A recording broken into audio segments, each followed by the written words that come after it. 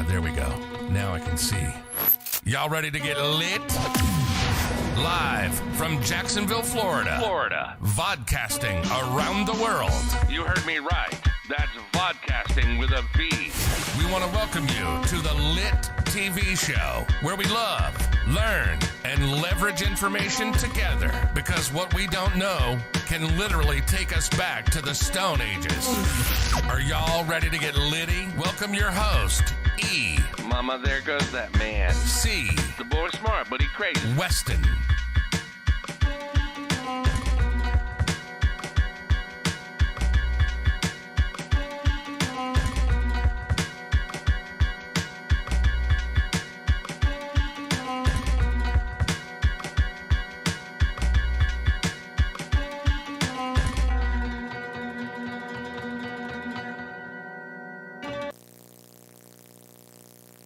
What's going on? What's going on, everybody? What's going on? Welcome to another edition of Lit TV.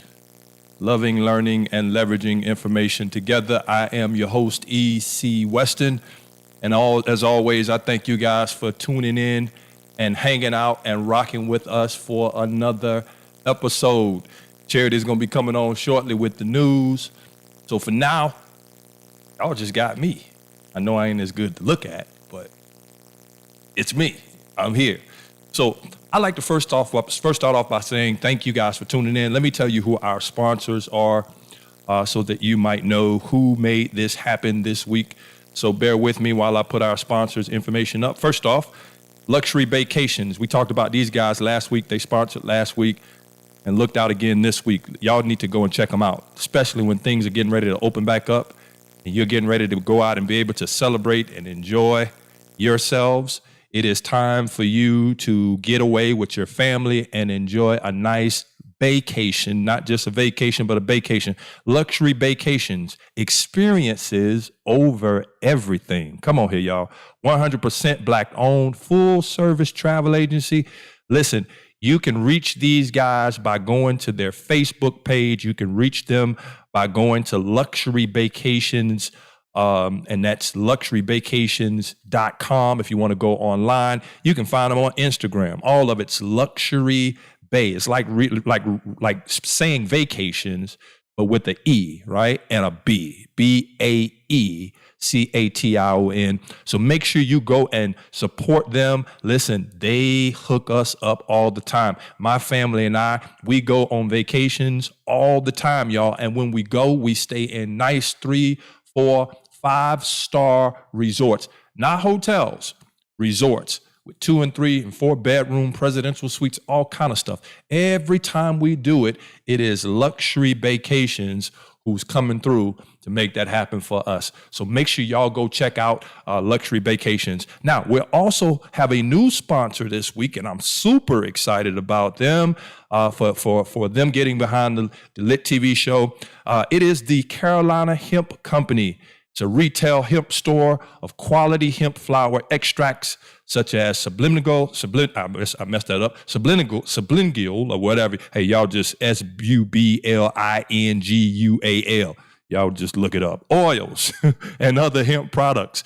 We are the premier hemp company in Jacksonville and are focused on building a business that helps bring hemp to the mainstream market.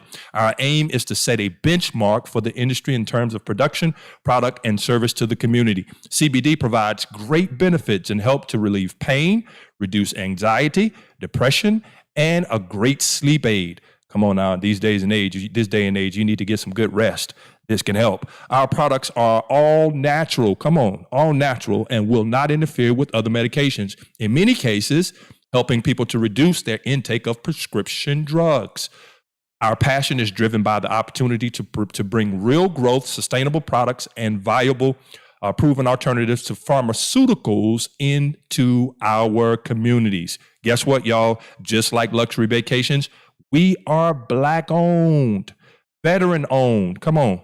Business that is committed to providing greater Jacksonville area with high quality whole hemp extract CBD oils, hemp infused salves, flour, tea, and much more. We even carry CBD oils and treats for your pets as well. Come on here, y'all. Feel free to stop by at 11700 Suite 5, San Jose Boulevard, Jacksonville, Florida, 32223, Monday through Thursday, 11 a.m. to 7 p.m., and Fridays and Saturday is 11 a.m. to 8 p.m., or you can visit them online. Just simply go to at chc-jacksonville.com, and that's on all of your social medias. You can do that for your online orders as well. They can also be reached, guys, if you reach out to them.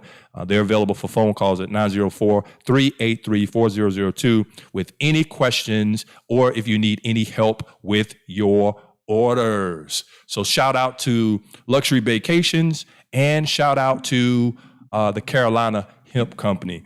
All right, going to get ready to jump into some news. So I hope y'all ready. Give it up for Charity as she gets ready to give us our news. Oh, wait a minute, Charity. They can see me. They can't see you. Well, let's make it better because I think they want to see you and not me. How about that? Can they see you now? Let's make sure. Come on, let's make sure that you can be heard. Hold on. Say something, Charity. I'm just checking to make sure you can hear me. I'm here. Mic check. 1, 2. Think you're good. All right. Wonderful, guys. Welcome back. This is another week that we are going to sip on some tea. It's just another word for, we're going to talk about the latest happenings of what's going on in our world today. So grab your tea, whether it's some turmeric, some ginger, we don't know. Just get you some tea and sip on it. It's good for you. Now, what we're going to talk about right now, the unemployment maze continues as people remain waiting for unemployment benefits. Now, the state's dashboard shows more than 2 million claims have been filed for unemployment benefits. One of them is a gentleman by the name of Willie Hollis. He waited nearly 2 months for unemployment benefits, and he finally received his benefits and back pay, y'all. And I know it's a lot of Willie Hollises out there. So the man said that he felt so much better, like a 1,000-pound weight was taken off his shoulder. Now, Hollis had lost his sister from COVID-19 and other health-related issues, and he went to be with family out of state. But when he returned, he says that his supervisor told him he had to get tested for COVID. Now, that was back when testing was only available for people with symptoms. Now, Hollis said that by the time he could find a test center, he had already been replaced at the job. He was struggling to pay the bills with no income for nearly 2 months. The story sounds so familiar. He had just got a text, last Friday, he said, from the landlord, and that he had texted him and told him, that when he'll be able to come by and pay him, he was going to go pay a couple other bills, said it was just a wonderful relief. And they also gave him the full back pay, which allows him to recover. He said they gave him back pay for 4 weeks. They gave him the $600, 4 weeks of that too, which was enough for him to catch up. He said, I'm telling you, it's hard to explain. God is good, were his exact words. Now, the overloaded system, overworked system, probably understaffed and not trained properly, but they did come through. Now, don't be dismayed. The state dashboard says that more than $4 billion have been paid out to claimants in Florida in the last few weeks, but what the dashboard doesn't say is how many people are stuck where Hollis was, pending. Oh, the pending word. So we're trying to figure that out for you, but still no answers from the Department of Economic Opportunity. Now, people have been waiting weeks for benefits, and some still are, says the DEO's websites, prior to COVID. Now, it took 3 to 4 weeks, assuming there were no issues with the claim. Now, imagine an overloaded, overworked, underpaid, low-staffed system with, before COVID, taking 3 to 4 weeks to process a claim. They just don't have an exact time frame of when individuals will get paid. However, they are working to diligently process claims as quickly as possible. So let's be patient there. In other news, Vanessa Bryant has revealed tattoo tributes honoring Jana and Kobe. So she got her tattoos to honor them back in February, and she's now sharing some of the video inking sessions. So she had hit up tattoo artist, I think it's Nico Hurtado, for a house call to put 2 different pieces on her body. So you can find a tribute to Gianna on her wrist, but we're still unclear of exactly what the message says. She says she wanted Kobe's sweet message transferred on her. She did thank the tattoo artist for doing that. And, Kobe, along with 7 others, died in the helicopter crash back in January. But again, she didn't reveal specifics about the tattoos, meaning we don't know what the messages say, but they are obviously deeply meaningful to her. And we do appreciate, her sharing that information because we all felt like they were a part of our lives as well. All right. All right. Now, and last things, school, some good news. So Governor DeSantis, alongside the Florida Education Commissioner, made the announcement that Florida schools should reopen for on-campus instruction. Education Commissioner Richard Cochran said this is a strong recommendation to the superintendents in Florida school districts. We're saying open up schools. Now, the message should be loud and clear with a strong recommendation to the superintendents that we work with. They want schools to fully reopen in the fall because there is no better way to educate our kids than to have that great teacher in front of that child. As like at COVID Academy, they just don't do well with homeschooling the kids. But there is a 143-page plan that was conceived with the help of medical personnel from SHANS, data from the World Health Organization, and other sources. Now, we over the weekend last week received some of the survey where they asked teachers and students and staff and parents about how they felt about going back to school under certain situations, with masks, without masks, with social distancing. Most of the kids are ready to go back to school. So we are excited about that, returning to some sort of normalcy. So let your kids know. They very well may be going back to school in the fall. That's all the tea I have for y'all to sip on this week. Thank you for engaging me. I'm going to say something, man. That was a little dig. I don't know if y'all saw it, but there was a little dig in there about COVID Academy. Like, I don't appreciate you, you know what I mean, throwing your little dig at COVID Academy. COVID Academy is up and running well. All y'all know what I'm talking about with COVID Academy. We ain't going to be taking no bad press when it comes to COVID Academy. Thank you, Charity, for that news. So listen, y'all, today's show is a very, very, very near and dear show to my heart. I think it's going to be an exciting show as well. Educational show. Now, tonight's going to be a little different. And the reason it's going to be a little different is because I'm going to open up the phone lines and I'm going to let you be a part of the show. I don't have a special guest. I'm going to be your guest tonight. And we're just going to dig into this Black Lives Matter, not movement, but Black Lives Matter statement more than anything. And I would encourage you, if you got any white friends, any black friends who have a hard time with hearing Black Lives Matter, maybe tonight will be educational for them. One thing I understand, if I don't understand anything else, everything we do, we must do in love. And so when I talk to you tonight, I talk to you from a place of love, regardless of truth, because one thing the Bible says is that truth must be told in love. So if we're going to tell the truth, we have to tell it in love. And I'm going to talk tonight through some very strong truths. And sometimes when you talk truth, sometimes it doesn't go over well. Sometimes people aren't ready to deal with truth or hear the reality of truth. Many times they would rather brush truth under the rug. And so tonight we're going to deal with it. And let me just go on record right now and say that whatever I say tonight, know that it comes from the right place. I want you to hear my heart. I want you to understand that love has to be the general theme and thread through all that's being said, regardless of debate, regardless of agreement, disagreement, regardless of any of that. Love has to be the general theme. And so everything that I say to you tonight will come from a purpose and place of love, regardless of perspective. Now, with that being said, love sometimes ruffles feathers. Sometimes love is tough. Sometimes love don't feel good. And let's just be real. Sometimes it do not feel good when it comes to love. And so for those who feathers I will ruffle, because I'm sure I will, I always do, know that it comes from the right place. Okay? Know that it comes from love. And that's what we want to make sure that we leave when it's all said and done, feeling a little bit more loved. Don't you think the world needs a little more love? I do. I think the world needs a little more love. That's the problem with the world. It's not colors, it's love. And so that's what we're going to talk about tonight. We're going to talk about it from a very real perspective. And I want you to engage me. So here's what's going to happen. At the times that I open the phone line, let me get some music going here. At the times that I decide to open the phone lines, here's what we're going to do. I'm going to flash it on the screen. So you'll see it come up on the screen like this right here. When that's up, know that the phone line is open. All right. If it's not on the screen, then you'll know that the phone line is not open and we're not taking calls at that moment because I'm in some type of soliloquy, or I'm running my mouth, or I'm trying to make a point and I don't want the phone lines to interrupt the point. So let's start off here, y'all. Let's start off with the conversation from this vantage point. First off, do y'all not agree with me? Is it me? And maybe it's me, and that's the reason why I asked this in this way. Maybe it's me.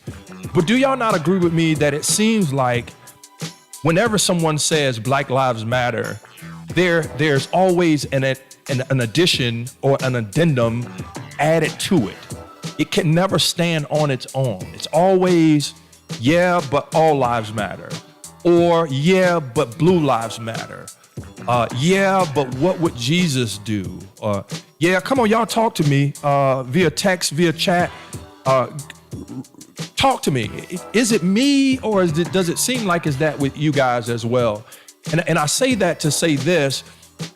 Whenever you have to add to the statement Black Lives Matter, then there's something going on deep down inside of you that you're not dealing with.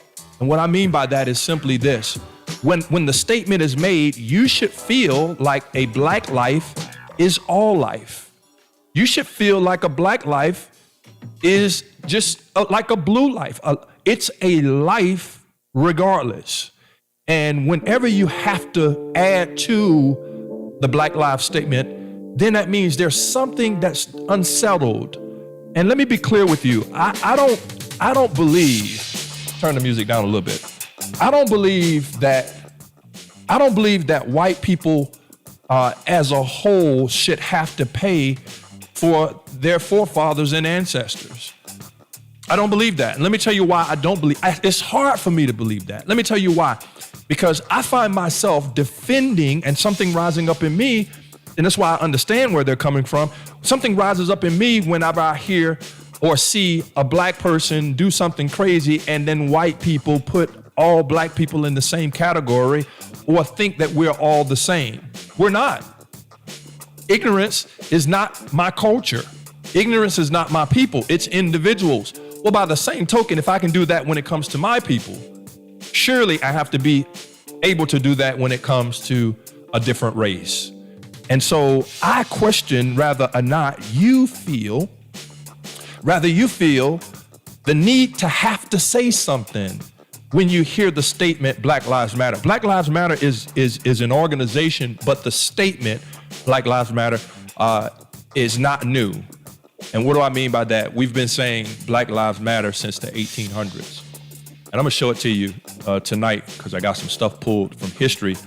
We've been crying the same cry.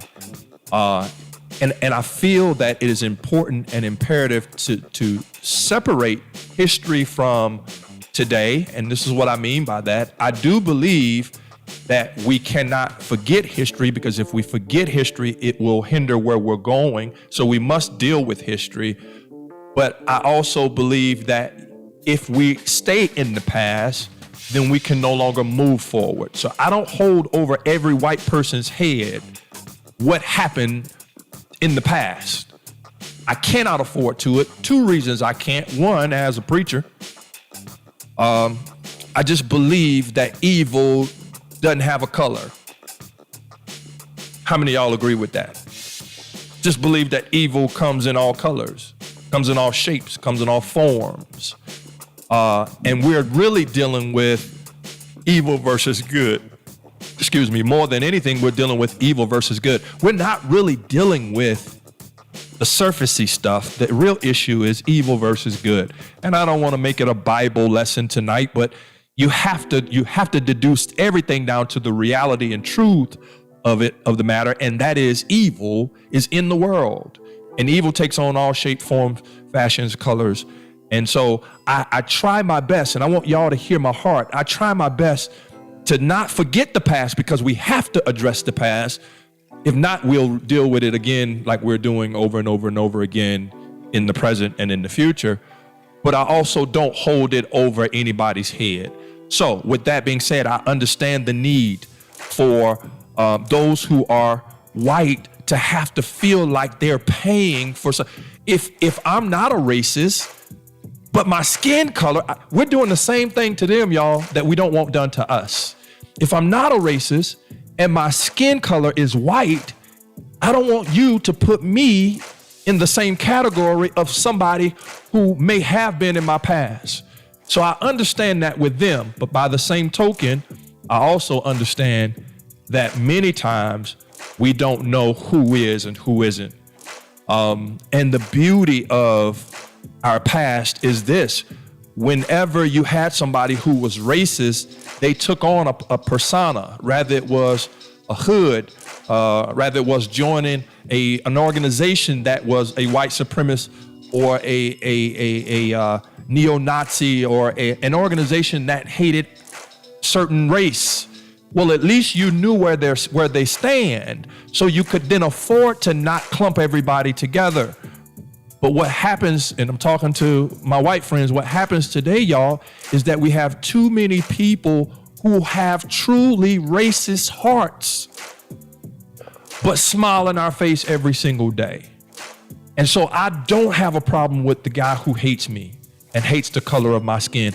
I actually welcome that guy. Let me tell you why. I know where he stands. I know how to handle him. I know how to maneuver. I can keep my distance from the person who lets me know where they stand. The challenge, and I'm talking to my white friends, the challenge is when we don't know. It's when we think that everything is okay, but when situations like today and climates like today rise up, there's a line drawn in the sand and you're not on the same side of the line as we are. I don't think that you should have to pay for anything that has transpired in your past, in our past. That's unfair. But I don't think it's fair for you to be on. Here's what I want to say, and I hope I don't offend nobody. If you are not racist and you're not on our side, then just be silent. Don't say anything. I have a hard time with anybody who's not racist, but when it comes to Black Lives Matter, have so much to say against it. But you say you're not racist. And I'm not saying you have to be racist to be with or be against. I'm simply saying, if a person says black, with all that's going on, should it not, if you're not racist, should it not at least be something in your humanity that relates to our plight and our cause? This plight and this cause is nothing new. And while we don't want to go into the past, if we don't deal with the history, we don't deal with the past, guess what we'll do, y'all? We will relive it over and over and over and over again. And I'll have people say this. I hear people say this to me all the time. People say, well, you're not oppressed. You're not living in oppression. So why should you say something? You know what? I agree with that statement to some extent. I agree that I'm not living in oppression. I'm not. Personally, I'm not. Personally, I don't have a lot of examples of racism. I've had experiences, but I don't have a lot. I don't have experiences with being pulled over by a cop and having a bad experience because it was a white cop. I don't have those experiences. And it's probably because I'm not often pulled over. Maybe that's why. I don't know. But I do know that whenever I have encounters and they are not necessarily racist, I do know that those encounters are far more often than the encounters that I do have where I walk away saying, man, that joker there was racist. And so I don't have an oppression experience, but I'm black. I'm a black preacher in addition to that, which simply means I can't turn a blind eye. Just because it's not my experience or my reality doesn't mean that I can't relate to the person who's going through the experiences or is having that reality. So hear me clearly. In love, I want you to understand, I'm speaking at a very high level. I'm going to dig deep here tonight, and we're going to talk about what the real problem is. But right now, I'm just dealing real high level, white and black, surfacey issues that is causing separation and division amongst us. I don't have a lot of examples of a white man doing me wrong. I don't. I don't even have a lot of examples of black men or a black person doing me wrong. I don't. The experiences that I've had are individual, isolated experiences for both white and black. It is not the totality or the whole, and I cannot use it as my overall experience. But I can relate to the reality that there is people who hate the color of my skin. So I question you tonight on, and we're getting ready to open up the lines, but I question you tonight on why does Black Lives Matter cause issues when people hear it? I don't think every person that has a defense when they hear that is racist. I don't. I think they are white and feel guilty to some extent that, you know what, we have done them wrong as a people for so long, but I would love to just be able to be free. And I get that, I really do. And so I'm gonna open up the lines. Hold on, I got a few people who are commenting. Let me get to the comments real quick first. Nick Birch, then operate differently, show yourself. It is taught by their parents. Yes, because this day I have racist people. To this day I have racist people I know personally coming out of the woodworks. Yeah, you stand on the side that's right. Now, Nick, before I even read even further, Nick, let me say this, bro. That's all we're looking for. We're not looking for you to stand on the side of black people. We're not. We're looking for you to stand on the side of humanity and what's right. That's all. And I'm not looking for everybody. I'm just looking for the people who say they're not racist. That's it.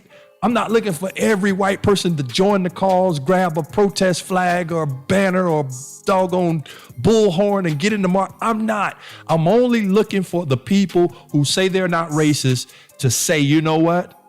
This is not right. And to stand for what's right. That's all. And I think that that's all most of our people is asking for. Nick, you say, come on, Nick, let's go a little further. You say, stand on the side of right. You say, if you say all lives matter, you are racist because you're being voluntarily ignorant. It's how, Nick, come on, man. I don't think it's that you're racist.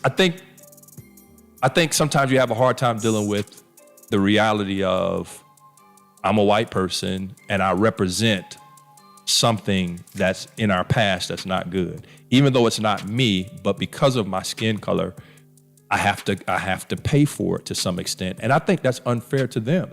You know, it would be unfair for me to treat white people today based on things that I've heard my grandfather say in his experiences with white people. It's a different day and age.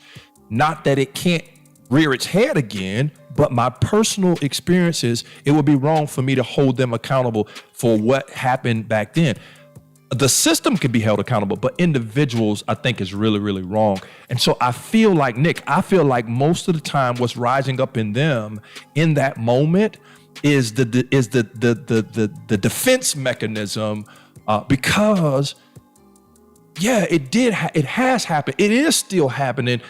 You know, what do I do? How could I pay for such a great travesty over time? And I think that that's the main thing that makes it difficult for any white person who feels they have to defend the statement by saying something in addition. I had a friend of mine say, when I said Black Lives Matter, he began to try to show me all of the cops that were, you know, killed at the hands of blacks, or all of it. And I don't think he was being racist.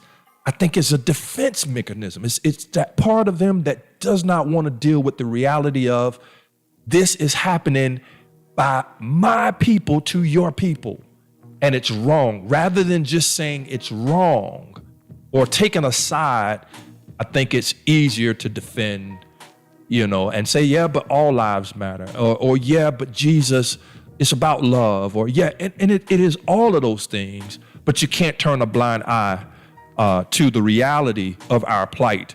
And I think that that's the main thing. It's ignorance. Those that claim to be in unity for unity and equity. Blue lives matter also. That's exactly right, Nick. All lives, blue lives, every life matter, which means black lives matter shouldn't be an issue. If you say all lives matter, you should have nothing to say when someone says black lives matter. When someone says black lives matter, you shouldn't have to say blue lives matter, because all lives do matter, and black life is just a life. For those who say, I don't see color, that's tough. That's a difficult thing, because I'm black, which means you don't see me. And I get what you're saying. I choose not to divide on color, but it's okay to see it. It's okay to see it. It's okay to not turn a blind eye to color. It's okay to see color, and it's okay to see color as life. That's all. White is life. Black is life. Red, yellow, brown, those are human beings. I see all of their colors and I see them the same. That's where we got to get to as a nation and as a people. We have to get to a place where our love is in spite of color. We see the color. We don't ignore the color. We see it and we appreciate it. What makes the country and a beautiful place, in this world a beautiful place, is the colors. If everybody was white, it would be terrible. If everybody was black, it'd be terrible. The color is what makes it beautiful. What we got to get to is seeing the color, and seeing the color the same as any other color. Somebody said we all bleed red. And that's exactly right. We all bleed red. Because we all bleed red, that makes us all the same color. And so when you hear Black Lives Matter, it is from a group of people who feels that they have not been treated as a human being, which is the alienated right per the Constitution of every man born of a woman, every woman born, every person on the earth. And so that's all you hear whenever we say Black Lives Matter. I'm gonna go into some teaching on this tonight, but let's open up the lines real quick, man. I want to give a test on this line stuff. Let's open up the lines real quick. So you can call in to that number you see there, 386-223-9239. You can call in and we will bring you on the line. New test. We're testing out the newness of this tonight. You can call in and we'll bring you on the line and on the show. So we're just simply saying all lives, Black lives, blue lives, white lives, green. Ain't no green people, is it? So alien life matters too. All life. So when we say Black lives, that should be no issue, because all life is, Black life is included in all life. Call in, 386-223-9239. Call in and get on the show live right now. Nick, I see you laughing at my alien stuff.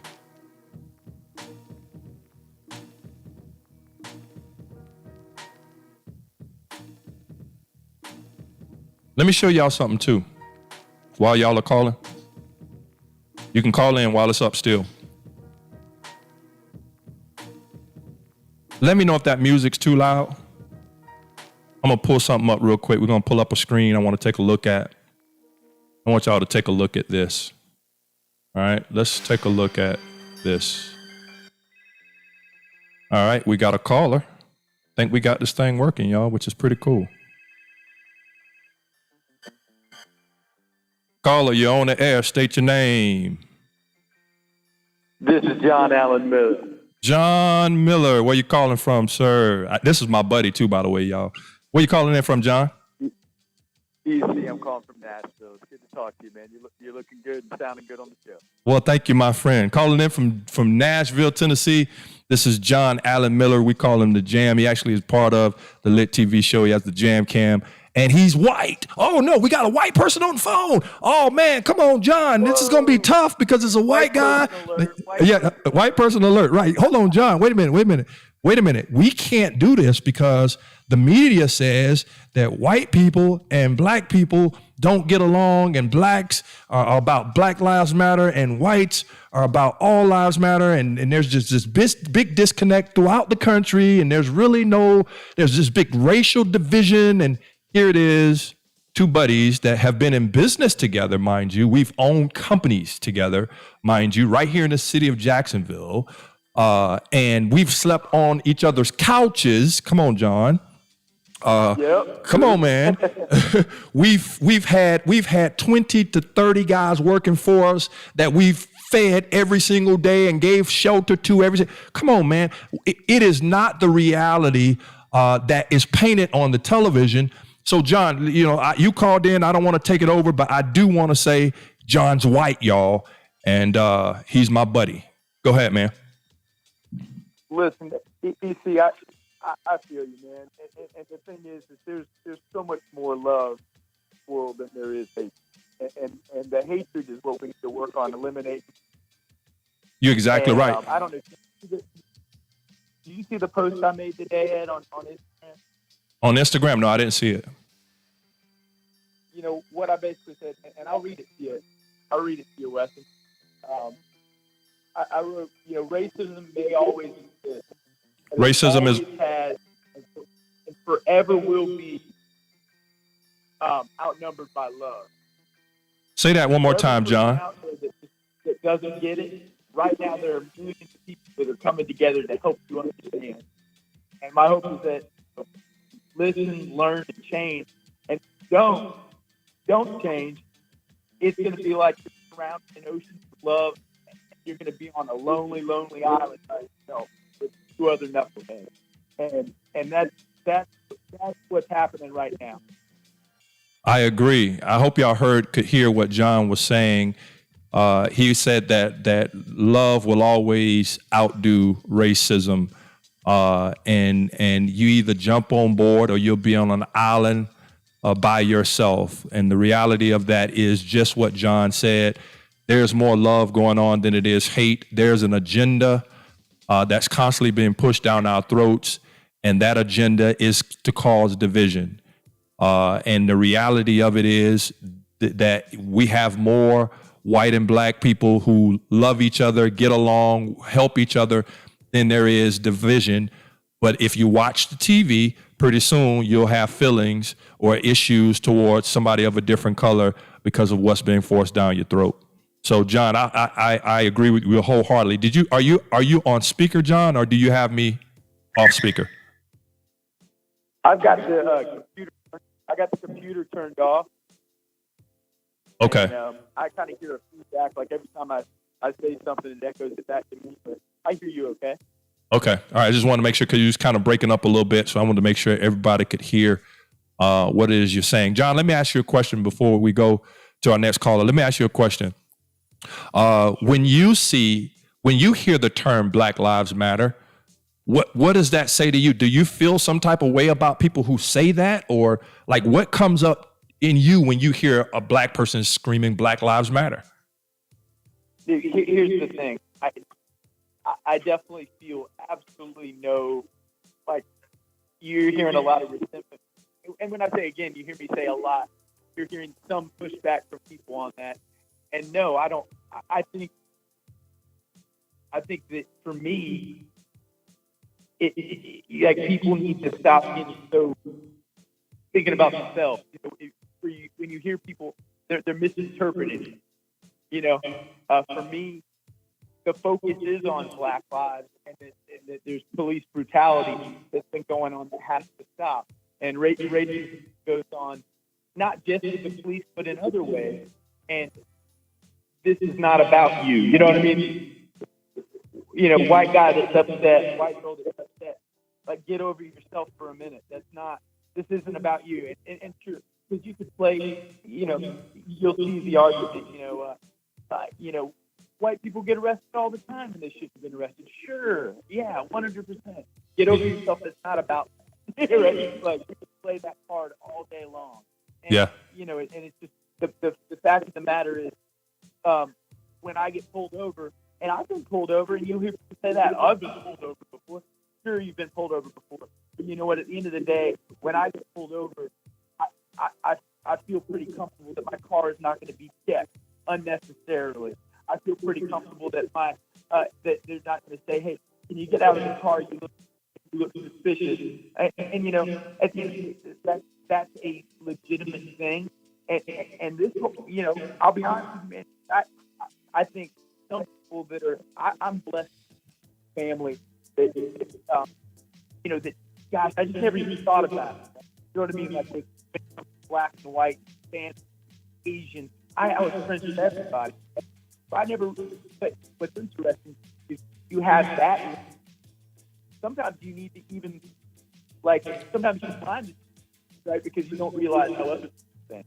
And so this has really opened up my eyes, and even with me, you know what I'm saying? Right. Where you realize that, oh man, not everybody's like me. But that said, I think that there's, like I said, I stress there's a lot more love out there than hate, and I think people are coming around. I think they will. Well, I tell you, be on an island by themselves. I tell you what, man. I tell you what, I appreciate the mere fact that your candor and your honesty in the mere fact that, hey, man, sometimes in this moment, and this is what all we're saying, I think, too, in this moment, it is about Black lives. The issue that is being addressed is Black lives. And so it's not that we are more important or the lives are less important. It is just in this moment, that's what is at the surface. That's what we're addressing. And for years and centuries, that's all we've said. There was a time, and I'm gonna move to the next caller, John, but I want to throw this out there.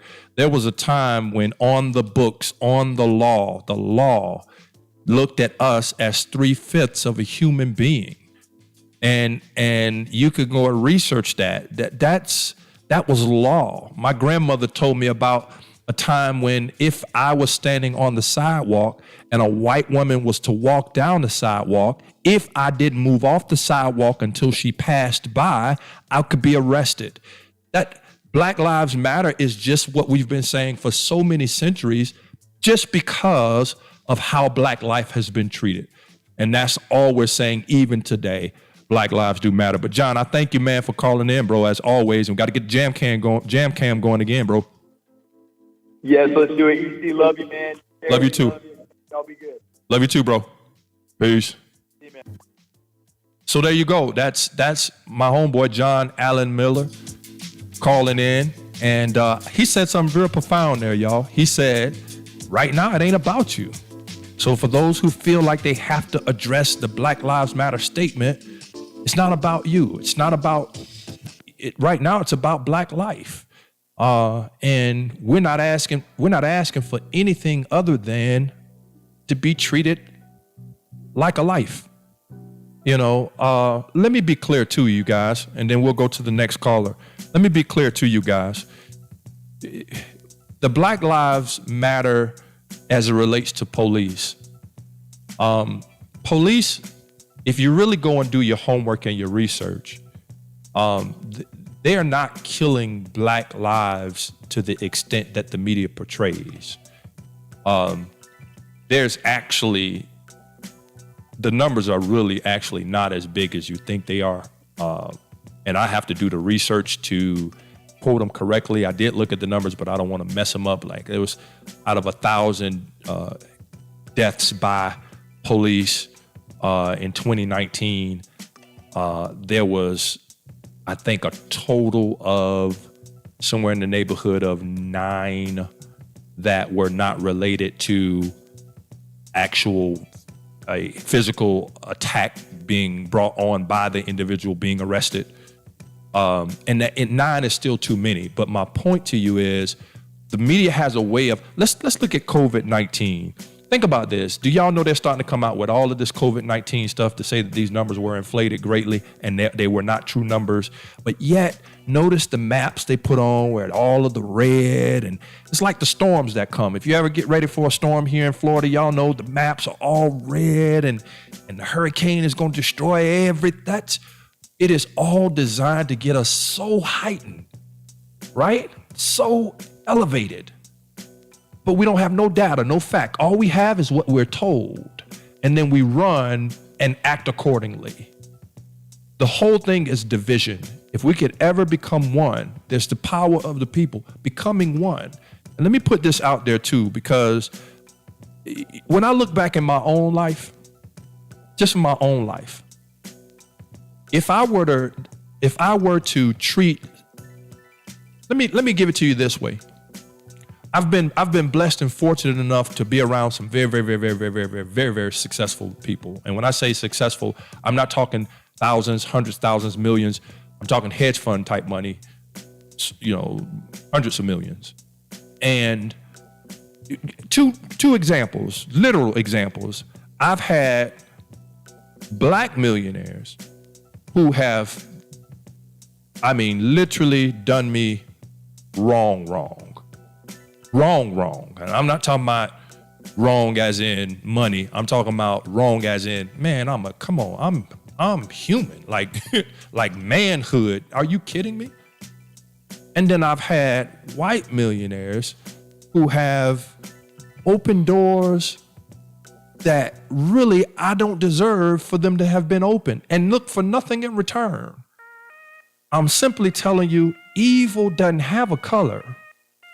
And if you waste your time cutting off relationships or dealing with people based on skin color, you will waste your time in this life altogether. And so I stress the mere fact that we have to realize that there's a media-driven force that's pushing a lot of the ideology that we have today. Now let's look at this, y'all. I want to bring up something here. Because I want to address, for those who don't understand that the narrative, I'm talking to all my white friends, the narrative that's been painted about us in situations like these, it is sad is what it is. Let me first say this. Protesting is nothing new. We've protested for centuries. Going back to the 19th century, and we're going to look at protests. So protest is nothing new. Let me throw this out there as well. Riots are nothing new. We're not the inventor of riots. Let me throw that out there as well. We are not the inventor. We're not the people who started out by destroying stuff to get our way or to express our voices. We're not. So we're going to look in history at riots, but I do want to stress this as it pertains to the protests and the riots and so on and so forth. In every one of them that has a black cause, there have been white people who have aided and who have come alongside and in many cases have led those initiatives, believe it or not. There are many people who were incarcerated because of their stance for Black lives. There are many people who have been killed, believe it or not, for their alliance with Black lives. And it's no different than today. However, when you look at the fires that have been started, the police who was stabbed in the neck here, the police car, the city hall that was put on fire, the police station that was set on fire, the damage of property to the extent of hundreds of thousands and millions of dollars. In most cases, that's not us that's doing it. It's done under the banner of Black Lives Matter, but it is not us. And the frustrating thing is we get blamed for it. We're the thugs. We're the ones who are doing all of the damage to the communities, and it's not the case. We've been screaming Black Lives Matter for a very long time. Now, let's look at this stuff here in history, and I want to paint this picture for you because I want you to understand that anytime there has been a riot, a violent protest, anytime there's been a riot in history, it has been surrounded by only, for the most part, two things. Only, for the most part, two things. That is liberty, which many times it was at expense of black life, or money. And in every scenario and case, when things were destroyed, it was surrounding money and or liberty. Just want freedom, just want to be treated fairly. And so we go all the way back to 1824. Can y'all see that on your screen? I hope you can. If we go back to 1824, the hard scrabble and Snowtown, that was because of two African American neighborhoods located in Providence, Rhode Island. They were the race riots for which the working class whites destroyed black homes. This is in 1824. They decided to go and destroy black homes, black property, black business. Snowtown or hard scrabble. Look at Cincinnati riots of 1829. Triggered between Irish immigrants and native blacks and former slaves. Cincinnati, Ohio, United States, but were also related to white fears given into the rapid increase of free and fugitive blacks in the city. Here it is. We were not rioting, they were. Why? Because of the increase in free black people. I want y'all to hear me. I'm going down the list. I want y'all to hear me. These things in our history was never at the expense of black people just wanting to cause a problem. It's always been simply liberty, simply Black Lives Matter, simply I'm a man, I'm a human. Just want civil liberty. Nat Turner's, we already know what that is, slave rebellion. Look at the anti-abolitionist riot. Those are whites who rioted because they didn't want other whites helping us. Come on, y'all. This is nothing new. This is American history. Come on. Attacking homes, attacking businesses, attacking churches, and attacking abolitionist leaders. Who were doing it? White people were, not blacks. This is nothing new. But we're made out to be looked at as thugs. We're made out to be looked at. The only time you see black people rioting or raising up or cause is when they're simply asking for liberty. Simply treat me like you would treat any other man. Listen, why is it that I can't go to jail like the next man? I have to fear that I might not even make it to jail. That's all Black Lives Matter is. That's all it is. We've been saying Black Lives Matter for centuries. Baltimore bank riot. Well, we know this got to do with money, right? Baltimore bank riot had to do with money. What did they do? Attack homes, attack property. We didn't create this stuff. We get it from somewhere. Look at the gentleman's riot. This is abolitionists too, right? Fighting against those who were helping black slaves and black people become free. Look at the snow riots. An attack on free blacks in the city by whites. That ain't even Snowtown. That's something separate. Damaging their establishments. Destination of the mob attack was restaurants. They attacked a black-owned restaurant, destroyed it. This is not something new, y'all, but it's made out to look like we're the bad people. I could go down the list. Toledo War, I mean, same thing. We could go down and hit every single one of them. Cincinnati riot, same thing. African Americans, flower riots that had to do with money and taxes, right? Murder of Elijah, right? Was an abolitionist. Burning of Pennsylvania, abolitionist.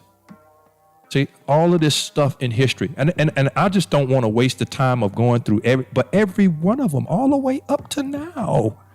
Every one of them, guys, is surrounded by either an issue with taxes and money, which people want to be free from that, and then doggone black people. And all blacks were doing way back then, even unto this day, is just asking to be a life. Let my life matter just as much as it does any. Is that too much to ask for? That's all they're asking for. Not asking for anything in addition. So I'm going to open up the phone lines. And you can go back and look at every one of these, by the way. You can go and pull this up. It's Wikipedia. You can go back and look at all the riots in American history. And you can look at what the riots were considered riots for and what the cause behind the riots were. You can go back and look at all of them where there was violence. Now, this is not just protest. This is violence. This is where things were riots and not protests, riots, where things were destroyed. People were killed and so on and so forth. All throughout American history, riots are an American way. All throughout American history, you have riots. But most of them were generated and caused by somebody not wanting to see blacks be equal or have rights or be considered a life or money. And really and truly, both of those come down to money. So I'm going to open back up the phone lines and we're going to take some calls. So if you want to call in right now. I want to get your opinion on the riots that's going on. I want to get your opinion. What's your thoughts on the riots that are going on today? Did y'all see the people who were riding through black neighborhoods handing out bricks? Did y'all see the two girls who were spray painting Black Lives Matter on the Starbucks, completely covered head to toe so nobody would know that they were white? Did y'all see that it is not us doing the destroying? It is doggone provocateurs, people who have been stage planted and put in place to make it look like it is all us. Now, are we guilty to some extent, some of that stuff? I believe so. I believe so. But tearing up of property and destroying stuff is not our origination. It's not our child. We didn't create it. There was a time when certain people would drive through a black neighborhood in pickup trucks and throw Molotovs into houses and set them on fire. Caller, you are on the air. State your name. My name is Quintez Nelson. Quintez Nelson, how you doing, my friend? I'm doing good. How you doing, sir? Good, man. Where you calling from? I'm in Fort Walton Beach, Florida. Fort Walton Beach, where the sand and the water. In Fort Walton, you help me out, Quintez. When I'm in Fort Walton, if I go get in that water and put my toes in there, I can see my toes through that water at nighttime. Is that Fort Walton?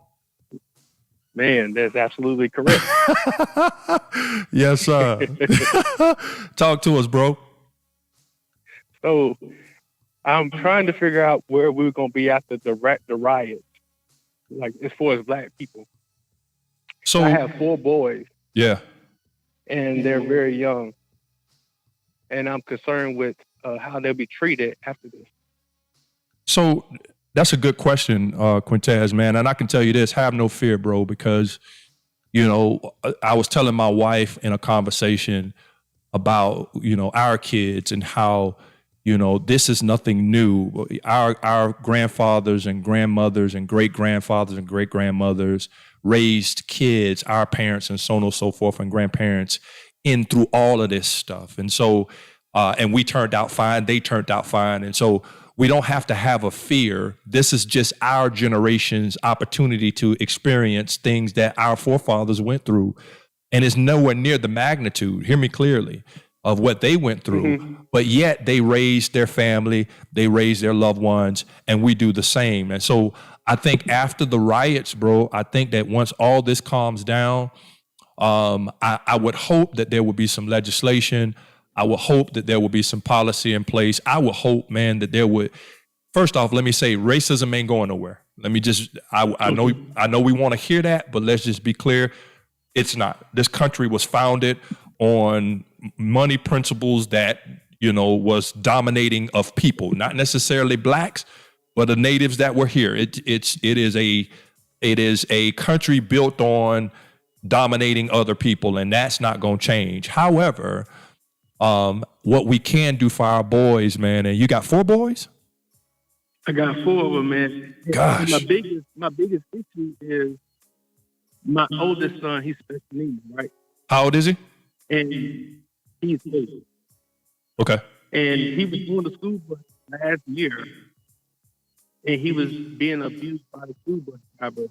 And it came on a videotape, and the school bus aide seen it and alerted the bus officials at the company. Yeah. They alerted the company. Right now. Say that again. They alerted the company that is over the buses?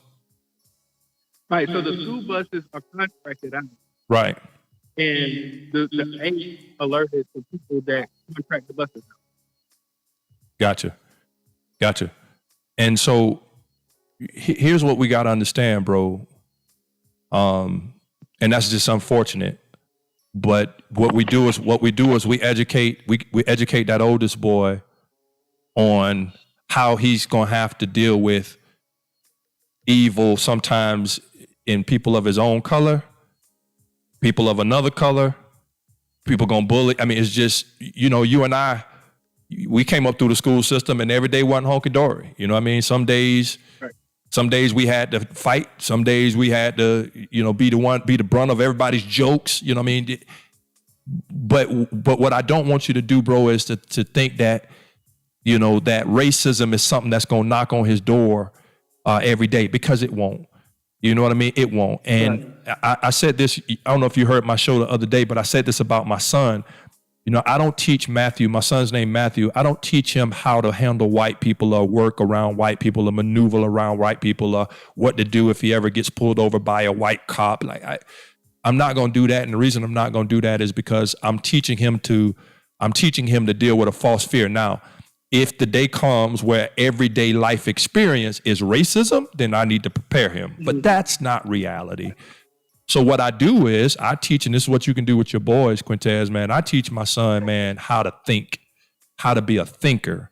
A thinker can get out of a situation with somebody who's his same color. A thinker can get out of a situation with somebody who's a different color. I teach him how to use his head so that in whatever scenario he finds himself in, he can get himself out of it. Does that make sense? All right. Yeah, bro. Yeah, because I can tell you this, man. I can tell you this. Whenever you have a preconceived notion about a certain person or a certain type of person, you're going to have a heightened awareness when that person comes in your circle or you encounter that person, and that energy is shared. Trust me clearly. I've gotten in fights coming up in high school, bro, where I don't know for a fact what was said, but somebody told me what a person said, and then when I got around them, my energy,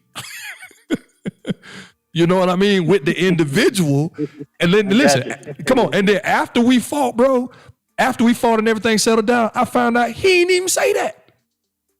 Oh, wow. So don't put them on edge. Educate them on how to think, how to be a thinker, because here's what'll happen. You teach them how to maneuver and how to get around a white person and maneuver. and they'll be fine, but then it'll be somebody of his own skin color that takes his life. And that's not what we want. So we teach them how to be thinkers, man, regardless. I teach my son how to think with a girl. Let me throw this out there. So many young men have had their lives taken because they're around the wrong girl, trying to be friends and hook up with the wrong girl. And she, out there living this life. And so, hey, man, you better think. You know what I mean? And that's what we got to do. Yes, sir. We got to prepare a man to be thinkers, and they'll be able to maneuver in any situation.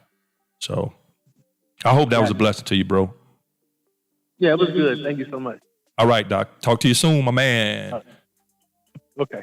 Yes, sir. 386-223-9239. 386-223-9239. We're going to leave the line open. We're talking about why Black Lives Matter. That was a good question from Quintez. Quintez said, well, man, how am I supposed to prepare my sons? 4 boys. That's tough. 4 boys? Come on, man. That's tough. 4 boys. How am I to prepare them for after this stuff is all over? Well, the way you do it is you prepare them for life, period, and prepare them to be thinkers, period. You take a black young man who don't know how to use this thing right here, man, he'll get caught up and get locked up and get shot up in any scenario, no matter who it is. Teach them boys how to think. Teach them boys how to be smart, street smart and book smart. All that's up here. Come on. Line is open. The line is open. I'm going to take a look at one more thing. Then we'll come back. I'm going to cut the lines off for a moment. Actually, if you want to call in, you can. I'm going to leave the line open. If you want to call in, you can. The line is open. But let me show y'all something. Let's go back over to the internet real quick. I'm going to take that off of there. Let's look at the internet. Now, guys, when we talk about why Black Lives Matter, it's this history that we cannot forget. It's this history that still resonates with us today. It's this history that is still in our forefront and in our faces today. If you look at this picture on the right-hand side, and this was protest. And this protest was during the civil rights movement. Race mixing is communism. Stop race mixing. This was people who did not want to see black people with a white person at all. And I get it. Okay, you want to preserve your race, but that's where divide comes.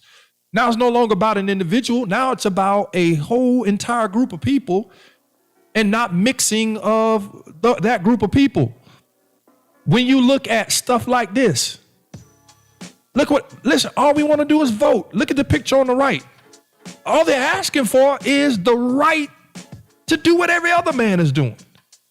Black Lives Matter. Here's what they're yelling way back then, y'all. Black Lives Matter. They're saying it way back then. They're simply saying, hey, we just want the right to be able to vote. Since we're citizens, we pay. Watch this. You charge us taxes. We're paying taxes like the next person. Many times overtaxed, more taxes, less work, less income, less hourly wage, more tax, and can't vote. Hallelujah. I ain't mean to go there, but that's the reality. They were still screaming Black Lives Matter way back then. All they're asking for is rights to be treated like anybody else. And I don't think that that's a lot to ask for. I think that that's fair. I think that that's humanity. This picture on the right looks familiar. Look at the anger. Look at the anger. Do you think he's angry at this particular cop specifically? Do you think that they are out there doing this particular protest because of the cops? No. They're out there asking to just be treated like any other human being. And then look at this one. I think this one is extremely powerful. Look on the right. All he's saying is, I'm Black Lives Matter. I'm a man too. I'm human. I'm not 3/5 of a human. I'm not 3/5 of a human. I'm human. I'm no different than you. We shall overcome. What are they saying? The anthem of civil rights. Just want to be human. Just want to be like anybody else. Not asking for a handout, just asking for equality. So when you hear the term Black Lives Matter, this is all we're saying, and we have been saying for centuries. For centuries, we've been asking for humanity. So let's get back on the screen. I'm gonna open up the line. The line is open. You can call. You can open up, you can call, and I wanna know what's your thoughts on how long we've been yelling Black Lives Matter. Wanna know what your thoughts on how long, as a people, we're not a violent people. We've never been. Never been. We've never been. You look at the Black Panthers and all those who we think are alt-right or extremist groups, they're not. They only exist to try to make sure that we're not taken advantage of, or they're not out committing crimes and just purposely going out. We're not, hate doesn't run through our blood. That's why we're willing to forgive. After these riots and stuff are over, we're willing to forgive and move forward and going on with life. We're not holding stuff over anybody's head. Now, are there extremists out there? Are there ones who out there who are racist? And of course, you have evil in both groups of people. But we're not, as a people, we just want liberty, just want justice for all, like we held our hand over our hearts and said, liberty and justice for all. That's all we're asking for. Phone lines are open. Call in. Phone lines are open. We're taking your calls tonight. What do you want to see? Let me ask that question. What do y'all want to see? If you could have your way, what would you want to see? What is the solution? I can tell you this. Protesting is one aspect, but it has to go beyond the streets, marching, vandalism, tearing up stuff, rioting or protesting. There has to be a course of action after the fact. And so it's one thing to say we want change. It's another thing to know what that change looks like. So I'm opening it up to you guys. What is the change we should be looking for? What is the change we should be asking for? Is it all based on police? Is it all based on the justice system? You tell me. Phone lines are open. Please call 386-223-9239. 386-223-9239. I got some more stuff I'm going to pull up on the computer too, waiting for your call.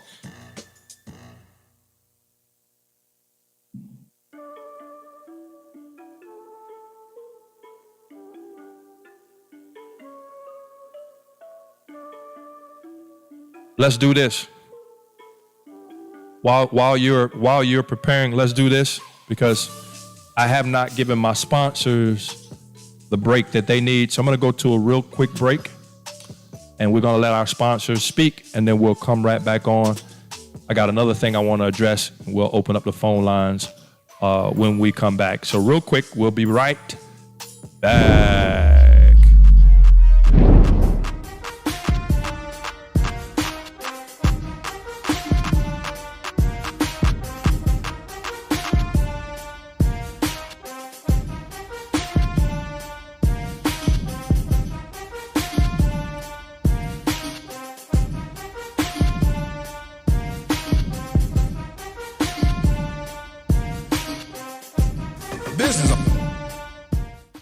Business owners, is your business signed up to iShopBlack.com? This is the hottest spot for Black-owned businesses and professionals. Get discovered by consumers and make more money. It's just that simple. Visit iShopBlack.com and get signed up today. iShopBlack.com.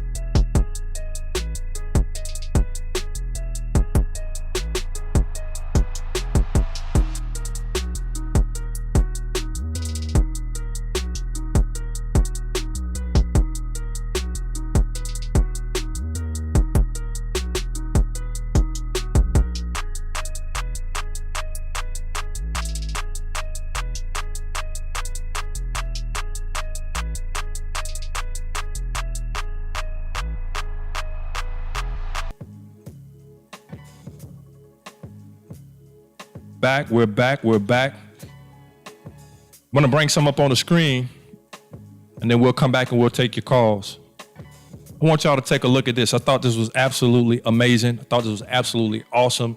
So when we talk about the mere fact that, racism is not the issue, we say that from an economic standpoint, because if you've listened to me at any given point over the last 3, 4, 5, 6 days, a week or so, you know that I feel like the biggest issue is not skin color. The biggest issue is economics. If you got money, then the skin color don't really matter. And I think as a people, the damage that we've had is that we have not been in an economic position or a powerful position economically to be able to have a voice, to be able to cause change and so on and so forth. And so if you know that's the case, then if you know about me, you know that's the case. But then I want to kind of take a look at this particular CEO, which I thought was absolutely profound, y'all. I'm going to bring him up on the screen because, whoa, like this was huge. Let's go. Let's see where I want to go to first off. All right, let's bring it up on the screen, y'all. All right, so look at this here, and I'm gonna read this. This was absolutely amazing.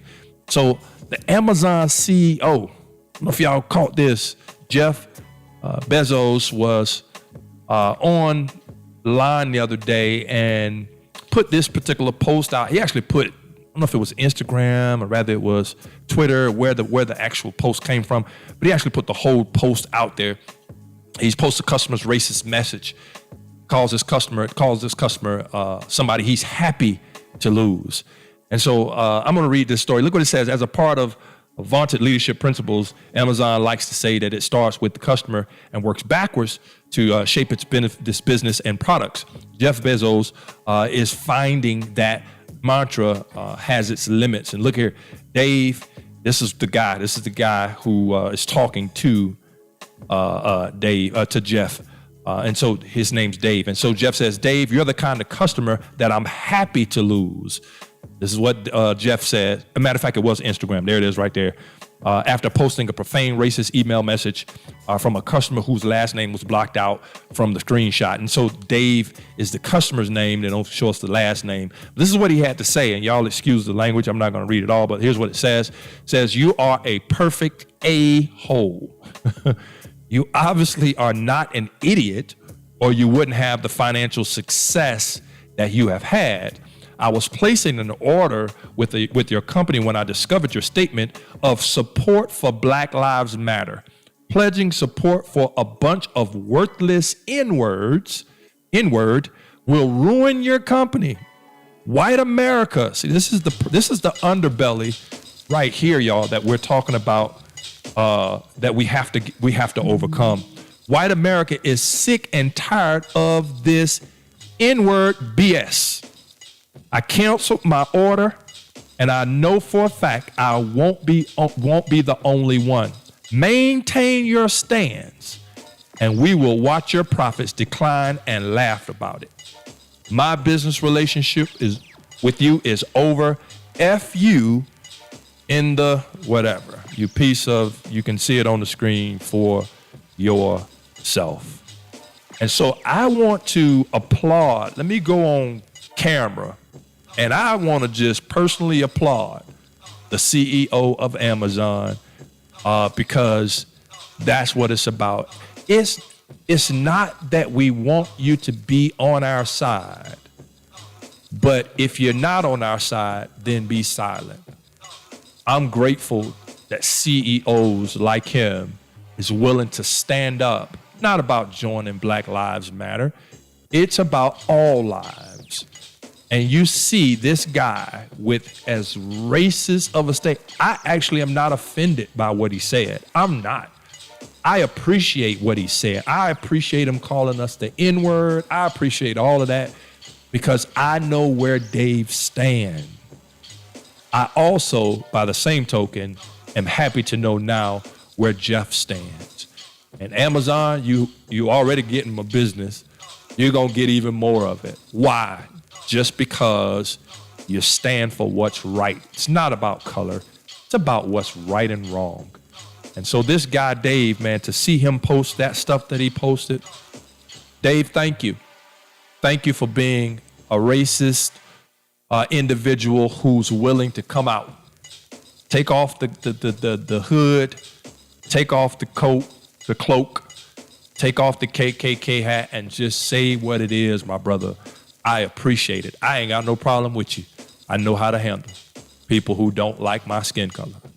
It's the other ones that is an issue, the ones who we don't know. And so with that being said, I'm gonna open up the phone lines. Let's talk about that. What's y'all thoughts about that? I think that's amazing. I applaud him. Phone lines are open, 386-223-9239. You can call in now. We wanna know what your thoughts are on the CEO of Amazon, opening up all these warehouses, give a lot of black people jobs too now.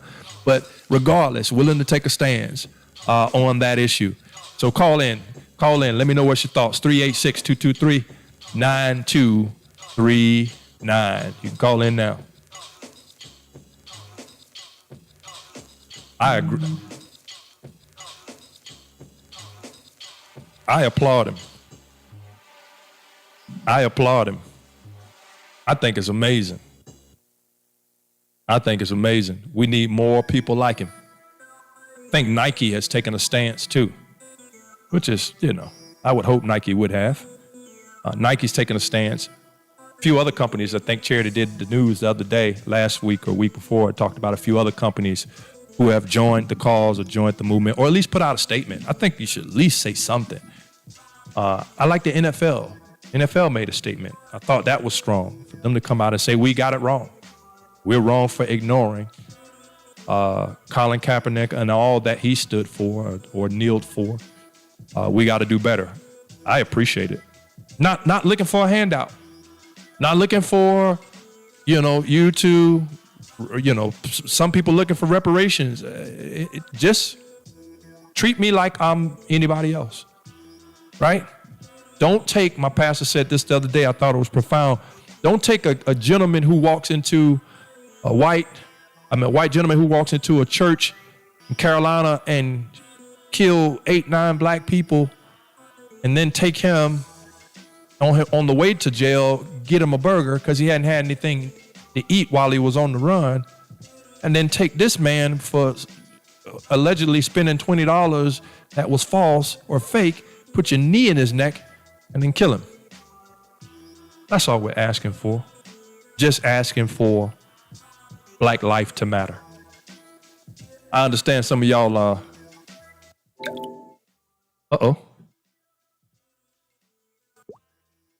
I understand some of y'all have to make sure you walk that line, and I get it.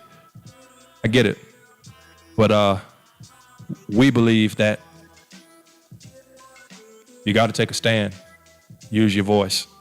And so that's what we're doing. So nobody's calling in, so I'm assuming y'all don't want to call in right now. So I'm going to go ahead and go to the next thing, and we're going to break that down as well. So let's get ready to go back to the internet. I'm going to leave the line open. If you want to call, you can. Give me your thoughts on the Amazon. You can give me your thoughts on the Amazon CEO and what he put out, because I thought, me personally, I thought that was absolutely awesome to see him take that type of stance. I do have one question for y'all too, by the way. One question, real quick, before we move forward. I do have one question for you. If you have love in your heart for all people, regardless of color of skin,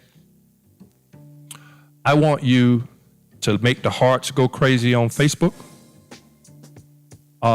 And then I want you, if you're on YouTube, to put a comment in YouTube and say, I love all people. And here's my question to you. Can you love all people?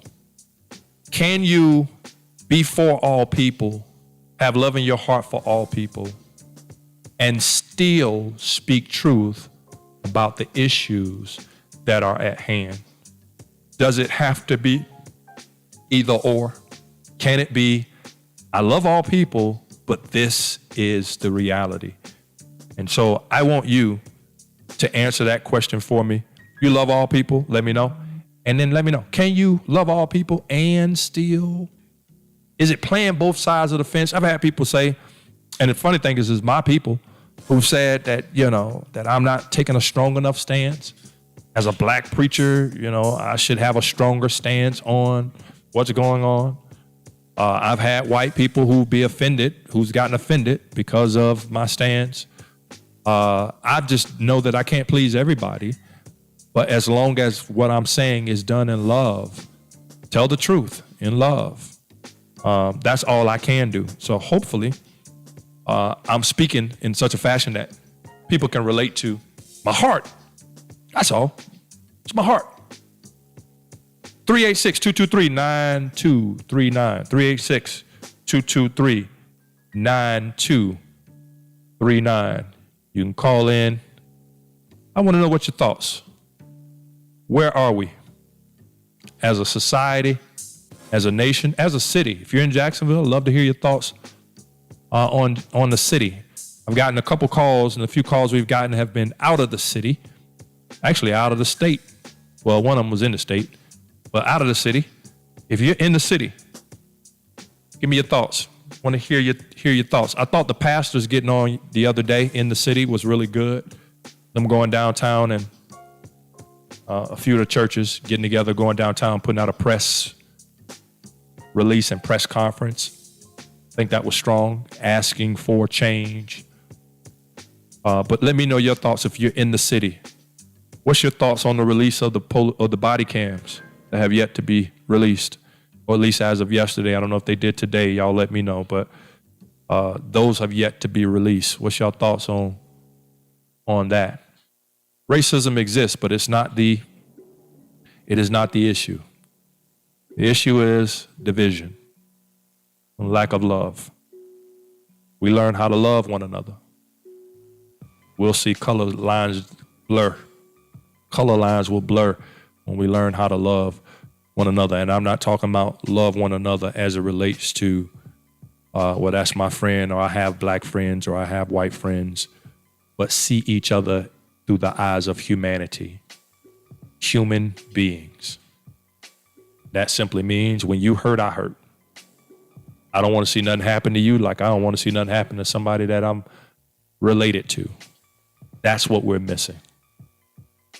And it shows, because we can grab a cell phone and record somebody being killed, record somebody dying, taking their last breath with a phone in our hand and record it.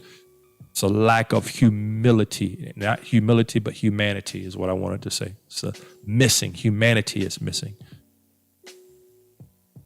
Well, I hope this has been a blessing to you. Let me go to YouTube real quick and see if I got comments on YouTube, because I've been running my mouth. Oh, all the stuff is on YouTube. All right. New Speed. Yes, sir, brother. That sounds like my uncle, I think, on there, or one of my uncles. My mom, I think you have to learn from the past. That's exactly right, Mom Dukes. My brother, amen. Preach. Yes, we are. This will pass. Let me say something about that, Tony, if you're still on. You're exactly right. This will pass. This is repeated. Every so many years, history repeats itself. And we've been here before. You don't have to go that far back. Something on this magnitude or scale. Do y'all remember the riots, the LA riots, when Rodney King was, all we were doing was saying Black Lives Matter, man. That's all. Same thing today. Our life matters. I had somebody say this too, and I thought it was ignorance at its best. You guys could just, if y'all just leave, go back to Africa. We've heard stuff like that. Stop blaming the past. You're not experiencing what your forefathers. It's ignorance at its best, because we'd have to turn a blind eye to all the injustices, especially in the justice system. The racial disparity is just so great in how we're treated. And so you'd have to turn a blind eye. And for those who think, it's best that we leave, that would never happen, because We're the largest consumer. If we were to leave, you'd go out of business. That's real talk. And so it's not about us leaving or going to Africa. It's not about that. It's about getting along. How about we just figure out how to live together, right?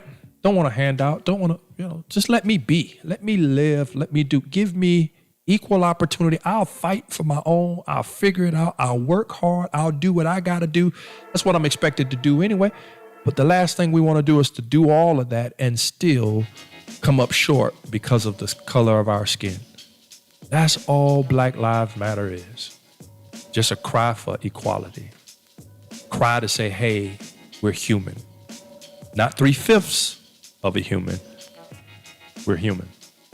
And we can say that, watch this, we can say that and still love you at the same time. We can say that and still see color. I know you don't want to see color. Yeah, you can. You can see color and love it. You don't have to not see it. You can see it for what it's worth. It is humanity. It is the beauty of humanity. The rainbow is beautiful. The spectrum of colors is beautiful. That's the beauty of race. The beauty of it is that you have shades, different colors of people. You got yin and yang. That's the beauty. And you can learn to appreciate them all and love them all. And I can be truthful and say what I feel, say where I stand, speak about injustice, and still love every color of person at the same time. I believe I can. I believe you can. And I believe that's where we got to get to. And all those who will be full of hate, ain't nothing you going to do about that. Ain't nothing you can change to do it. You can't change a person whose heart is full of hate. God has to do that. There ain't a conversation we could have that then they begin to see us different. It's embedded, been taught, deep-rooted. Ain't going nowhere. And that's okay too. You know what the funny thing is? The funny thing is, as much as we have been divided, you would think we would learn how to live in division. And what I mean by that, okay, you don't want to be one, so just let me be apart. Don't make it difficult for me to just be, to just exist. How about if we can't get along and become one? It's like the saying, you ever heard somebody say, it's okay to disagree, we'll just agree to disagree. In other words, we'll figure out how to move forward even in disagreement. Can we not figure out how to live together even in different colors and disagreement in perspective and disagreement in ideology? Can we not? That's the problem in the church. The problem in the church is the same exact thing. We're so divided, but we can't figure out how to get along divided. Since we can't come together, since we can't become one, we're constantly divided. Since we can't become one, can we learn how to just get along divided? Is that a possibility? Or do I have to be in agreement with you on everything, or you're in agreement with me on everything? I don't think so. A white person will never understand black struggle. Stop trying to make them understand it. A black person will never understand a white person's background. Stop trying to force yourself to understand. How about appreciate each other's struggle? Appreciate each other's difference. Appreciate white power, white privilege, or whatever you want to say. If that's a reality for the person who it's a reality for, learn how to appreciate it. Man, look here, bro. I appreciate you. Hey, I'm glad you lived that life. That ain't my testimony. I don't have that experience, but I can appreciate your experience in there. Just don't let your white privilege bother me. Let me exist. Since we can't become one. Does that make sense? I hope I'm making sense to people that's listening to me on Facebook and YouTube, and I hope I'm making some sense. How do we learn how to figure out to move forward regardless if we can't come together and be one? Now that's race. One place that we got to become one, and this is the difficulty in my own community. We haven't learned how to become one in my own community. That's the struggle. That ain't the time. Now ain't the time to talk about the struggle to white people, or for white people to bring up, well, you got more killing in your own community. You need to police your own community first. That's ignorance. Now ain't the time for that. So you shouldn't say anything like that. However, we can address it, right? We can speak about it. Shouldn't we be able to speak about it? You mean to tell me I got to only talk about blacks being killed at the hands of white cops in this season? No, I'm black. I can talk about what's going on in my own community at the same time. When are we going to fix that? When are we going to get on the same sheet of music about our own community? When are we going to learn how to get along within our own community? When am I going to stop turning on the news and seeing, blacks being killed at the hands of blacks? Oh man, starting to pull on me now. What would our community look like if we got out and protested black on black crime in our communities? Got so mad about it, we start going in and snatching up young jokers out their bed. And come on, man. What will happen if we got as violent as we are when a white cop kills a black kid? We got as violent in our own communities about what's going on in our community.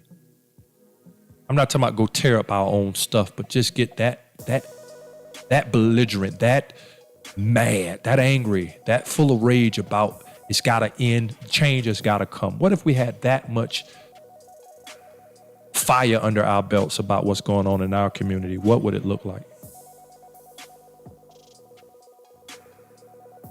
We don't want to talk about that, though. And the reason we don't want to talk about that is because that's not what's being pushed down our throats right now. What's been pushed down our throats right now is white against black, black against white. That's the narrative. That's the agenda. That's the force feeding of mainstream media. And that's what's causing the reaction. That's what's causing us to get up and do the things that we're doing. But what would it look like if we did that in our neighborhoods? What would that look like if we did that in our community? What would it look like if the churches on Sunday morning, what if there was a Church of Jacksonville? And I'm not talking about the Church of Jacksonville where Pastor Michael T. Smith was at. But what if there was the Church of Jacksonville and all churches, all people who believed was a part of that church? What would that look like? What would the church look like? You read your Bible, it was the church at Ephesus. It was the church at Rome. It was the church at... What would that look like today? So, I'm going to get off my soapbox. Give you guys one more chance to call in if you want to call in and voice your opinion about where we are. What's your thoughts on where we stand as a society? What's your thoughts on where we go from here? Call in. Give you a moment. Call in to 386-223-9239, 386-223-9239. I would love to hear from you. Love to hear your opinion. What can we do? What can we do?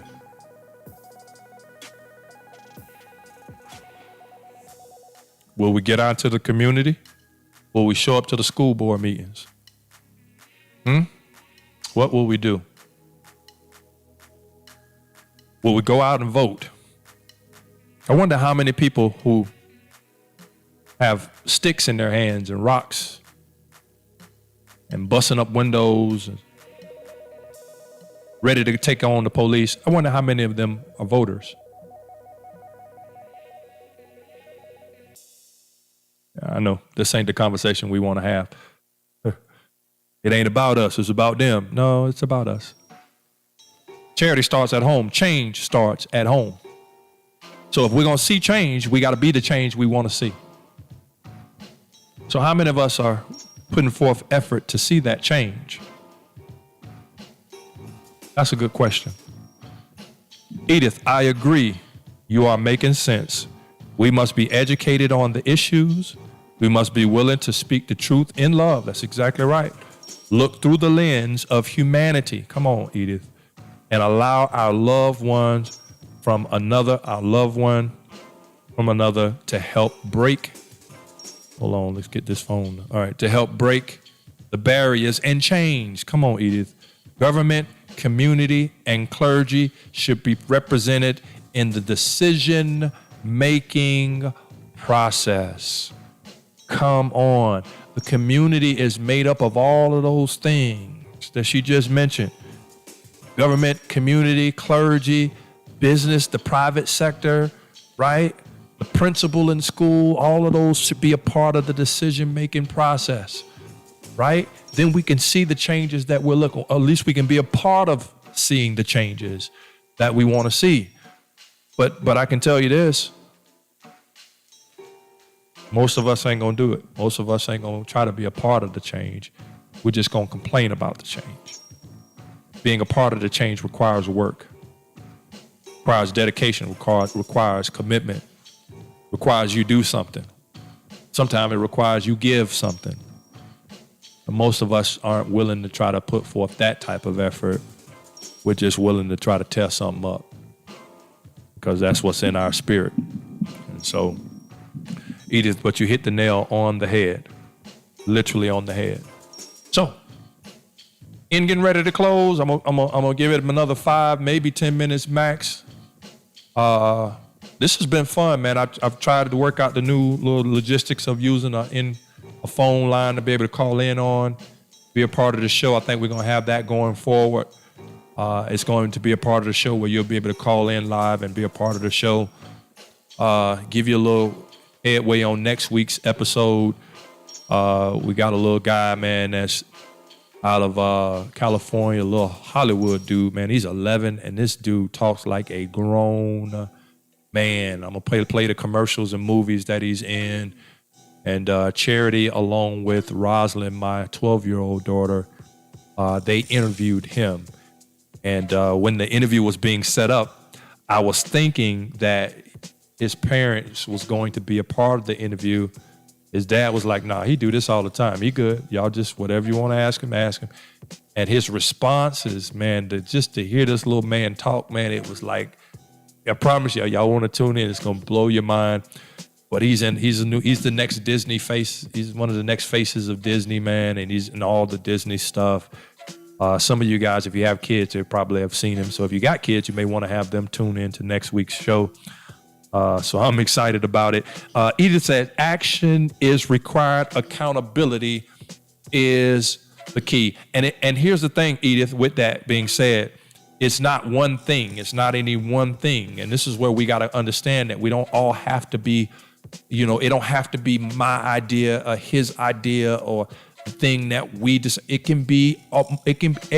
all is pieces to a puzzle. You see the big picture. When you look at the back of a puzzle box, it shows you what the pieces all together looks like, the image of the outcome. It shows you the outcome, but the pieces are all different, and all pieces aren't used at the same time. All pieces aren't the same shape. All pieces don't fit together. Some pieces don't go together. And sometimes it takes time to find out, well, what would this be used for? Sometimes you put pieces back to be put on the shelf for a later time. And then you find a way to bring that piece into the picture later on. And so we got to understand that, listen, it is not always about everybody and everything being used at the exact same time. Sometimes we have to maneuver. Sometimes we have to wait. Sometimes we have to be willing to just be put on the back burner until the big picture comes together. So your idea is not necessarily that it doesn't work. Your idea doesn't necessarily mean that it works in this scenario. Your idea doesn't mean necessarily that it won't be used. It's the pieces. And what we do is we all come together with the ideas, and at some point we get this picture that we all, as long as we all can agree on the picture, the big picture, the one that's on the back of the box, as long as we can all agree that that's what the outcome is, man, listen, we can put our individual piece ideas to the side and then work on the big picture together. And that's what we all have to do. And Edith, you hit the nail on the head with that, my sister. You hit the nail on the head. If you want to call in, one more again, if you want to call in live, you can call in to 386-223-9239. We'd love to hear your opinion on why Black Lives Matter. Not just why Black Lives Matter, but just your opinion, period, on all that's going on in the city, out of the city, in the country. Your president, I'd love to hear y'all thoughts on, the president doing the Republican National Convention, in Mississippi, I think it is on June 19th. I mean, it's just June 19th. So, but again, I think a lot of that is agenda and propaganda and designed to get an uprise. So we give no validity to it. We give no energy to it. So if you want to call, give me your thoughts before we wrap up the show. Tonight's show was a little longer, purposely, trying out the new software, trying out the new thing. Thank you for the callers who have called in. Thank you to our sponsors, Carolina Hemp Company, as well as Vacations, Luxury Vacations, for all of your fun experiences that you can have. Those experiences are more important than anything else. You know, experiences over everything is what their slogan is. Also, shout out to Jamal Faye-Jamal. Man, listen, I go there and get cut up by the number one master barber, Melly Mel. So thank you to Jamal Faye-Jamal. And then I Shop Black, man. If you are a black business owner and you are not a part of I Shop Black, something is wrong. iShopBlack.com. You want to be a member of iShopBlack.com. You need to go and join. And then the rest of you guys, listen, you always want to know, well, if I want to support a black business, how do I find them? iShopBlack.com. You literally can find the business you're looking for in your area or whatever type of service you're looking for, and every business in there is black owned. So if you are a supporter of black business, which I hope you are, would hope that you are, you need to be a part of I Shop Black. And so thank you to them as well for holding us down. I'll say this in closing. Love has to be the central theme. And love don't mean that you don't talk about truth. You tell the truth in love. I can love you and be truthful. I can tell truth and say it in such a fashion that if your heart is malleable and your heart is open, you'll receive it in love. Love don't mean we ignore truth. Love doesn't mean that we turn a blind eye to truth. Love don't mean that we speak on what we hope for and negate what is. Now, love means we look what is in the eye and we speak through the lens of faith and through the voice of love, and we call what is not into existence. And so I can look at the person who hates the color of my skin and I can tell them that God loves you. That don't mean that I'm, trust you. I may not trust you, but I can look you in the face and say that God loves you and that God is able to heal your brokenhearted, and God is able to change your racist narrative as well. That's not my job. That's God's job. But it's my job to give the love so that he can do that. And that's all he's called all us to do. And we can do that in truth. God bless you. God keep you. This has been my first little test of the call in on the Lit TV show. Don't forget, tune in next Thursday, 7 p.m. We will have E.J. Williams as our special guest on the Lit show. And if you're parents and you always wanted to know how to get your kids into stardom, this would be a good show to listen to. If you got a little one that you think is picture perfect and should be in print or should be on television, you got a little one who can, really got a good brain and energetic and do good on camera, loves to be in front of the camera. And then let me say this, everybody's little one in their eyes meet these criteria. So I want you to really, really believe this. But if you feel that little one needs a look, and y'all know there's some ones that just got it. And then there's the ones who have it, but it's got to be pulled out. If you feel that that's the case, you probably should tune in on next Thursday, 7 p.m. If you want a reminder, because sometimes we forget that it comes on, and this is where we're going to, by the way, we're gonna be deviating away from Facebook, and we're gonna be doing the show live on YouTube only, just because, or we may do it opposite. I may do Facebook and then upload to YouTube, but I'm thinking YouTube only just because the numbers at YouTube is really where the Roku, the Apple TV, Fire TV, and all of that is syncing with the YouTube viewership. And so Salute to you guys for crossing over 1,000 subscribers. Y'all help me do that, man. I'm excited. We hit 1,000 in 30 days, 1,000 subscribers. I got the little shout out from YouTube. Now the next goal is 2,500.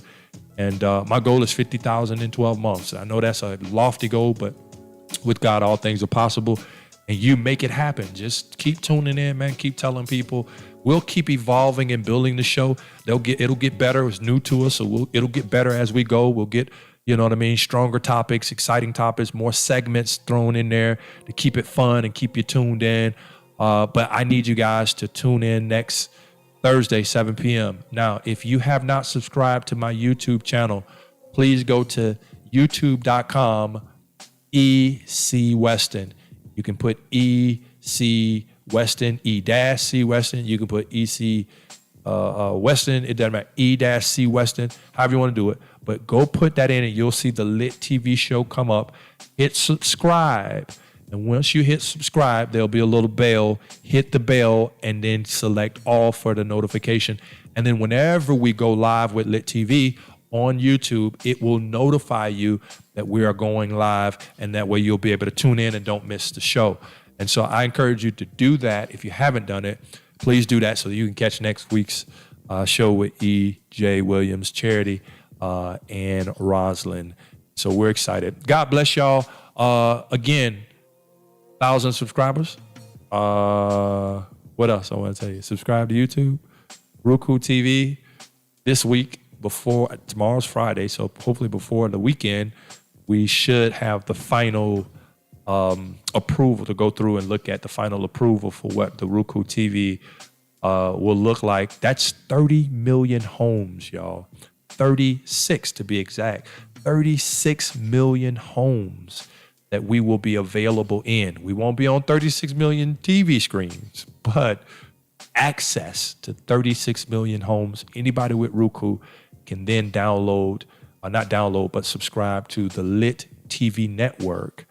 And we will be live, not just with Lit TV show, but I'm working to bring in all kind of content creators, people who do music, have music videos, people who have spoken, who have done the visual workshops and stuff like that, where you can tune in, preachers and pastors who anything positive will go on the Lit TV network. And that's starting on Roku, will then go to Apple TV, then go to Fire TV, and then eventually Sony On Demand. And so I'm excited about that, man. And so y'all are making this possible, making this happen. So please keep supporting. If you would like to support the Lit TV show, thank you. First off, let me give a shout out to Marcus Sparkman and as well as Danny. I call her Danny, but her name is Danielle Severs, as well as Michael Grubbs for giving Cash Apping the Liddy team and becoming part of the Liddy team through Cash App. And so if you guys want to help push this work even further, $20, support the Lit TV show by going to Cash App. And somebody cashed app tonight. I'm going to start putting it on the screen as people give. So you can give to Lit TV show via Cash App. So go support the work. We are working, Charity and I are working. We owe some shirts to a few people. We are working on people who would like to support and get a shirt. So the Lit TV shirts, we have them in different colors too. You'll see us starting to rock different colors. If you would like a shirt, it is $30. That's $20 goes towards the Lit membership, the Liddy team membership, as well as your shirt. So $30 gets you a shirt as well. You just got to give us your size and so on and so forth, and we will deliver your shirt. So thank y'all again for supporting. God bless y'all. I hope this has been a blessing. And as always, man, stay lit, my friends. Love y'all, man. Outro. Let's go. We're viewer supported, so don't forget to like, follow, and subscribe to our YouTube channel, Edward Weston, our Instagram, E-C Weston, and our Facebook, E-C Weston. Also, let us know what you'd like us to talk about on upcoming shows. Wait.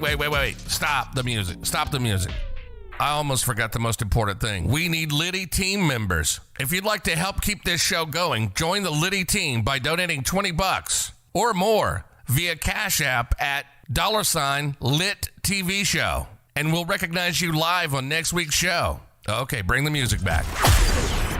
Next Thursday, 7 p.m. Be sure to tune in because you won't want to miss it. And until then, stay lit, my friends.